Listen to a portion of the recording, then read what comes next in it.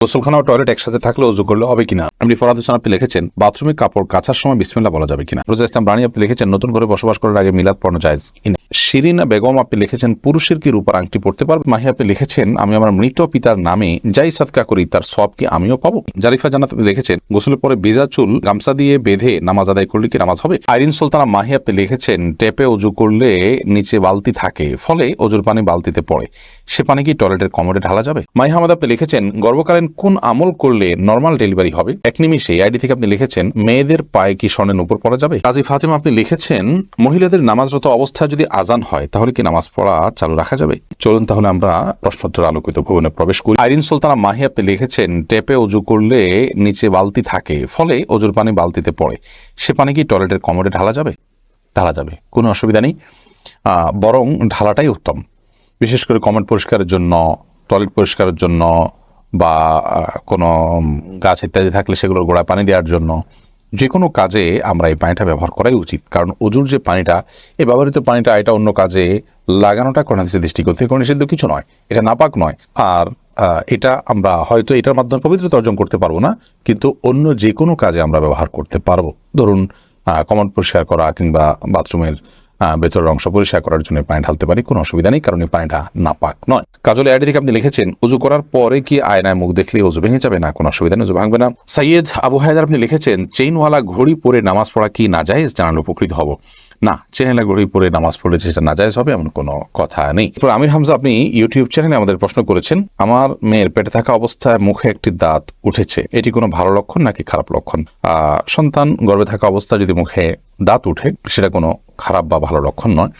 এটার ডাক্তারি কোনো ব্যাখ্যা আছে কিনা সে ব্যাখ্যা আপনি জানার চেষ্টা করবেন। এর বাইরে এটাকে অন্তত কুলক্ষণ মনে করার কোনো সুযোগ নেই, কারণ ইসলাম আসলে কোনো কুলক্ষণে বিশ্বাস করে না। এরপরে মার্জিয়া শেলি আপনি লিখেছেন নিকট আত্মীয় যারা সুদ খায় তাদের বাড়িতে বেড়াতে যাওয়া যাবে এবং খাওয়া দাওয়া করা যাবে।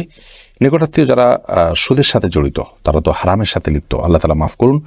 এই সুদের সাথে জড়িত হলে, হারামের সাথে যদি লিপ্ত থাকে, তাদের উপার্জন শুধুই হারাম হয়, তাহলে সেক্ষেত্রে তাদের বাড়িতে আপনি যেতে পারেন, কিন্তু তাদের খাওয়া দাওয়াটাকে কৌশল আপনি অ্যাভয়েড করবেন। আর যদি তাদের অন্য হালাল উপার্জন থাকে তাহলে সেক্ষেত্রে হালাল উপার্জন পরিমাণ বেশি থাকলে আপনি সেখানে খেতে পারেন। আর যদি হারাম উপার্জন পরিমাণ বেশি থাকে, হালাল উপার্জন পরিমাণ কম থাকে, তাহলে খাবেন না। আর যদি তিনি সুনির্দিষ্ট করে হালাল উপার্জন থেকেই দিয়েছেন আপনি জানেন, তাহলে সেক্ষেত্রে সেটা অবশ্যই খেতে পারেন। রোজা ইসলাম রানী আপনি লিখেছেন নতুন করে বসবাস করার আগে মিলাদ পড়ানো জায়েজ কিনা। নতুন করে বসবাস করার আগে কোনো মিলাদ পড়াবেন না, এরকম কোনো নির্দেশ কোরআন হাদিস আমাদেরকে দেয়নি। আপনি নতুন ঘরে ওঠার সময় বিসমিল্লাহ বলে আল্লাহর নাম নিয়ে উঠে যাবেন, এর জন্য আলাদা কোনো আনুষ্ঠানিকতা আপনাকে করতে হবে, কোনো বাধ্যবাধকতা নয়। হ্যাঁ, আশপাশের লোকজন বা এলাকার মানুষ কিংবা আত্মীয় স্বজনকে ডেকে আপনি দাওয়াত খাওয়াতে চান আপনার খুশি একটা উপলক্ষে, সেটা সম্পূর্ণ আপনার ব্যাপার, শরীয়তের কোনো বিশেষ নির্দেশ নাই। আর এর জন্য মিলাদের আয়োজন করতে হবে কোনো নির্দেশ ইসলাম আমাদেরকে করেনি। শিরিনা বেগম আপনি লিখেছেন পুরুষের কি রূপার আংটি পড়তে পারবে। জি, পুরুষের রূপার আংটি পড়তে পারবে এবং এটি বিভিন্ন বর্ণনা দ্বারা সাব্যস্ত হয়েছে। এরপরে নুসরাত মাহি আপনি লিখেছেন আমি আমার মৃত পিতার নামে যাই সাদকা করি তার সওয়াব কি আমিও পাবো। আপনার মৃত পিতার নামে যে সাদকা আপনি করবেন, আশা করা যায় আল্লাহ রাব্বুল আলামিন আপনাকেও এক্সট্রা হিসাবে তার সাদকার সওয়াব দিবেন। কারণ আপনি যেহেতু পরিশ্রম করেছেন, আপনি যেহেতু কষ্ট করেছেন, আল্লাহ রাব্বুল আলামিন সেজন্য আপনাকে বঞ্চিত করবেন না। কারণ আল্লাহ রাব্বুল আলামিন কাউকে তার পরিশ্রমকে পণ্ড বা ব্যর্থ হতে দেন না, যতক্ষণ পর্যন্ত সেটি আল্লাহ সন্তোষের জন্য হবে এবং সঠিক নিয়মে হবে। এমডি ফরহাদ হোসেন আপনি লিখেছেন বাথরুমে কাপড় কাচার সময় বিসমিল্লাহ বলা যাবে কিনা। বাথরুমে কাপড় কাচার সময় বিসমিল্লাহ বলবেন, বিশেষ করে যখন কমোডের সাথে আপনার ওই জায়গার পার্টিশন থাকবে। যদি পার্টিশন না থাকে তাহলে ওযুর সময় যেরকম মুখে বিসমিল্লাহ বলা নিষেধ, অনুচিত, মাকরুহ, ঠিক একইভাবে এখানেও মুখে বিসমিল্লাহ বলবেন না, মনে বিসমিল্লাহ বলে কাপড় কাচবেন। মাহি আহমদ আপনি লিখেছেন গর্ভকালীন কোন আমল করলে নরমাল ডেলিভারি হবে। গর্ভকালীন সময় এরকম কোনো বিশেষ আমলের কথা কোরআন হাদিসে বলা হয়নি যে আমল করলে নরমাল ডেলিভারি হবে। তবে হ্যাঁ, গর্ভ যাতে নরমাল ভাবে হয়, অপারেশন করতে না হয়, সেজন্য আল্লাহর রহমতের কাছে আপনি সাধারণভাবে দোয়া করতে পারেন। আর দান এবং সাদাকা এটা মানুষকে কঠিন কোনো পরিস্থিতি থেকে উত্তরের পথ দেখায়, বিধায় এরকম পরিস্থিতিতে আপনি কিছু দান সাদাকা করতে পারেন। এবং বিশেষভাবে ইস্তেগফার, দুরূদ সহ যে আমলগুলো বান্দার খুব কঠিন সিচুয়েশনে পড়লে আল্লাহ তাআলা তার জন্য বিষয়টিকে সহজ করেন, সে আমলগুলো আপনি বিশেষ করে করবেন। আল্লাহ তাআলার কাছে সাধারণভাবে দোয়া করতে থাকবেন। এছাড়া সুনির্দিষ্ট কোনো দোয়া বা আমল কোরআন হাদিস আমাদেরকে শেখায়নি যেটার মাধ্যমে নরমাল ডেলিভারি হবে। এক নিমিষে এই আইডি থেকে আপনি লিখেছেন মেয়েদের পায়ে কি স্বর্ণের উপর পড়া যাবে। যাবে, কোনো অসুবিধা নেই। মেয়েরা স্বর্ণ বা রূপা যে কোনোটি পড়তে পারে, তো সেক্ষেত্রে স্বর্ণের উপর পড়বেন না রূপার উপর পড়বেন সেটা আপনার বিষয়। স্বর্ণ এবং রূপা এটা শরীরের কোনো অঙ্গ প্রত্যঙ্গে পড়তে নিষেধ, এমন কোনো কথা নেই। বিধায় মেয়েরা মাথায়, হাতে, কানে যেরকম স্বর্ণ পড়তে পারেন ঠিক একভাবে পায়ে নূপুর হিসাবে স্বর্ণ ব্যবহার করতে পারেন, কোনো অসুবিধা নেই। জারিফা জান্নাত আপনি লিখেছেন গোসলের পরে ভেজা চুল গামছা দিয়ে বেঁধে নামাজ আদায় করলে কি নামাজ হবে? আমি একজনের কাছে শুনেছি এরকম করলে নামাজ হবে না, বিষয় কিছু বলে না, এরকম করে নামাজ হবে না এমন কোনো কথা নেই। আপনি একজন নারী হিসেবে আপনার পুরো শরীর আপনাকে ঢেকে নামাজ পড়তে হবে, শুধুমাত্র মুখমণ্ডল এবং দুই হাতের কবজি আপনি খোলা রাখবেন, এর বাইরে অন্য কোনো শর্ত নেই। আপনি গামছা দিয়ে ঢাকেন বা গামছা দিয়ে বেঁধে তার উপর দিয়ে অন্য একটা কাপড় দিয়ে ঢাকেন, কোনো অসুবিধা নেই। সাবির ইয়াসমিন জান্নাত আপনি লিখেছেন স্বামীর হুকুম ছাড়া বাবার বাড়ি যাওয়া যাবে কিনা?